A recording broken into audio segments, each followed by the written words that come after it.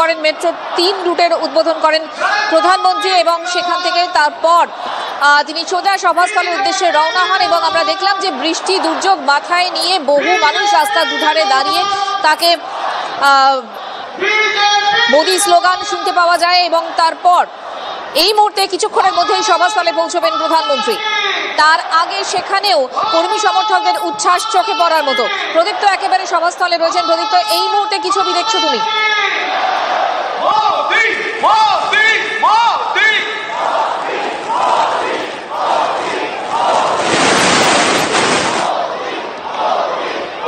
কর্মী সমর্থকদের উচ্ছ্বাস উদ্দীপনা এবং বিজেপি নেতৃত্ব যে কথা ধরেছেন যে নরেন্দ্র মোদী আসলে তাকে স্বাগত জানাতে দেশের পতাকা তেমন ভাবে থাকবে, তার পতাকা একটি বিজেপির পতাকা এবং তার সঙ্গে জয় হিন্দ জয় ভারত এই পতাকা যেখানে নরেন্দ্র মোদীর যারা সামনের দিকে রয়েছে দলীয় কর্মী সমর্থকরা তারা সকলেই অপারেশন শুরুর পর আমরা বিভিন্ন জায়গায় বিজেপির কর্মসূচিতে দেখেছি, বিশেষ করে নরেন্দ্র মোদীর কর্মসূচিতে দেখেছি সেই চিন্তাটি করে কিন্তু তারা সামনে রয়েছেন এবং তারা স্লোগান দিচ্ছেন, নরেন্দ্র মোদীকে তারা স্বাগত জানাচ্ছেন। এবং এই যে পরিবর্তন সভা, লক্ষ্য বিজয়ের সম্পর্ক পরিবর্তনের সেই সভা কিছুক্ষণের মধ্যেই নরেন্দ্র মোদী আসবেন এবং সেখান থেকে এই রাজ্যে বঙ্গবন্ধু কোন পথে হাঁটবে বিশেষ করে এই কলকাতা এলাকায় তার কিন্তু সুরক্ষা বেড়ে দেবে। ইতিমধ্যেই যদি দেখি যে নরেন্দ্র মোদী তার সমাজ মাধ্যমে যে পোস্ট করেছেন সেখান থেকেই একটা বিষয়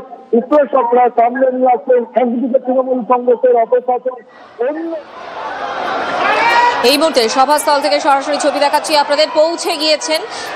পৌঁছে গিয়েছেন প্রধানমন্ত্রী নরেন্দ্র মোদী এবং যে সরকারি অনুষ্ঠান এবং যেখানে শিলান্যাস করবেন তিনি এবং তারপরেই সংকল্প সভা, সেখানে বক্তব্য রাখবেন প্রধানমন্ত্রী নরেন্দ্র মোদী।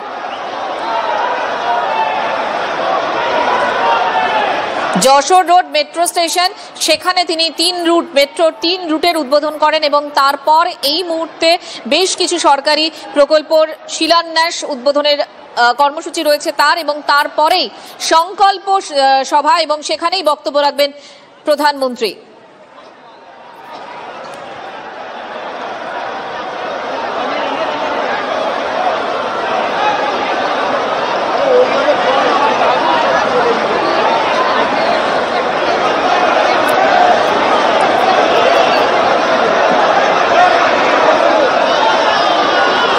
এই মুহূর্তে সরকারি অনুষ্ঠানে প্রধানমন্ত্রী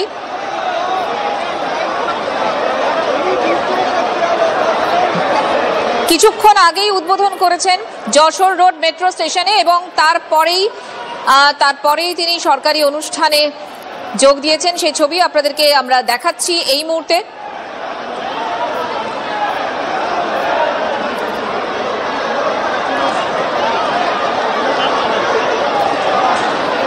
সরকারি যে প্রকল্পগুলো উদ্বোধন রয়েছে সেই শিলান্যাস এবং উদ্বোধনের পরেই সভাস্থলে পৌঁছবেন প্রধানমন্ত্রী এবং সেখানে কি বার্তা আজ দেন সেদিকেই নজর রয়েছে সকলের।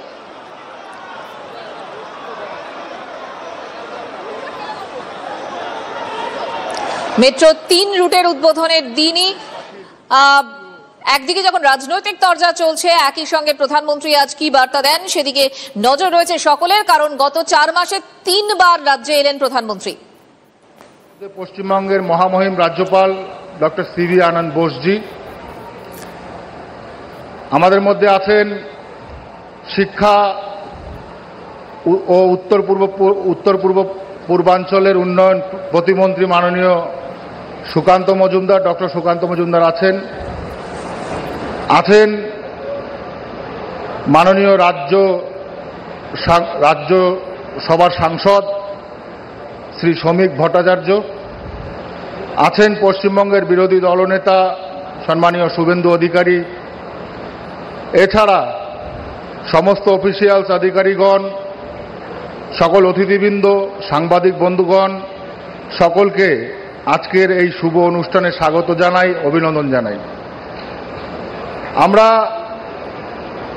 যে শুভ সন্ধিক্ষণ আজকে আমরা পেয়েছি মাননীয় প্রধানমন্ত্রীজির উপস্থিতিতে, সেটা আমার মনে হয় পশ্চিমবঙ্গের ইতিহাসে একটি চিরস্মরণীয় ঘটনা হয়ে থাকবে।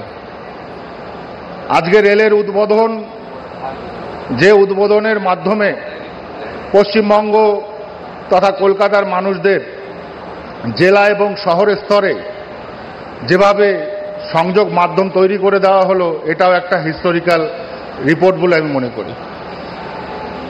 শুধু পশ্চিমবঙ্গ নয়, সারা ভারতবর্ষ জুড়ে যেভাবে একের পর এক মাননীয় প্রধানমন্ত্রীজির নেতৃত্বে ডেভেলপমেন্ট হচ্ছে, আমি মনে করি ভারতবর্ষের এটা একটা রেভলিউশনারি পিরিয়ড, যেটা কিনা একটা রেনেসাসের মতো অবস্থা তৈরি করছে মাননীয় প্রধানমন্ত্রীজির নেতৃত্বে।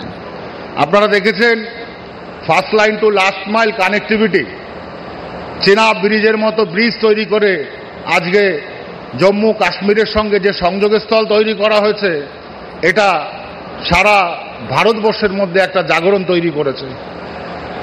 আমরা যদি 2047কে লক্ষ্য করে বিকশিত ভারতের কথা ভাবি, সর্বপ্রথম দেশের অর্থনীতি, দেশের সামাজিক, দেশের বিভিন্ন প্রেক্ষাপটে আমাদের অভ্যন্তরীণ ডেভেলপমেন্ট দরকার। আর যে ডেভেলপমেন্ট মাননীয় প্রধানমন্ত্রীজি তার কর্মকাণ্ডে একের পর এক করে চলেছেন।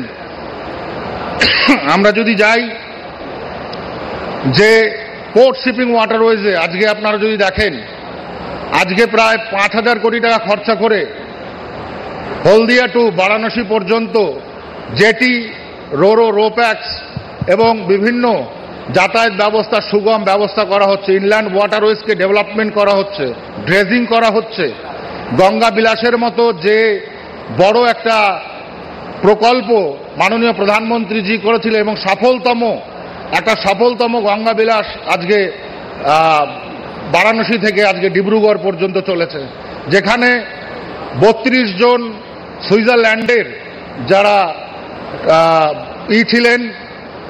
যাত্রী ছিলেন এবং তারা তাদের প্রশংসা তাদের চিঠির মাধ্যমে লিখেছে এবং বলেছেন যে কালচার, যে সভ্যতা আমরা পেয়েছি 5-6টা রাজ্য এবং অন্তিম সময় গিয়ে আসামে, তাতে আমরা অভিভূত। আমরা দেখেছি যে প্রায় 5,000 কোটি টাকার মধ্যে 1,700 কোটি টাকা খরচা করে আজকে পোর্টলেট ইন্ডাস্ট্রিয়ালাইজেশন, পোর্ট ডেভেলপমেন্ট করা হচ্ছে। তৎসহ বিভিন্নভাবে পশ্চিমবঙ্গের বিভিন্ন জায়গাতে বন্দে ভারত রেল প্রকল্প থেকে শুরু করে আরও অন্যান্য অনেক ডেভেলপমেন্ট করা হচ্ছে। তো আমি মনে করি এটা মাননীয় প্রধানমন্ত্রীজি তার কর্মজীবনে এমন একটা জায়গা তৈরি করছেন, এমন একটা পশ্চিমবঙ্গের জন্য তথা ভারতবর্ষের জন্য এমন একটা জায়গা তৈরি করছেন, যেটা কিনা ভারতবর্ষকে 5 ট্রিলিয়ন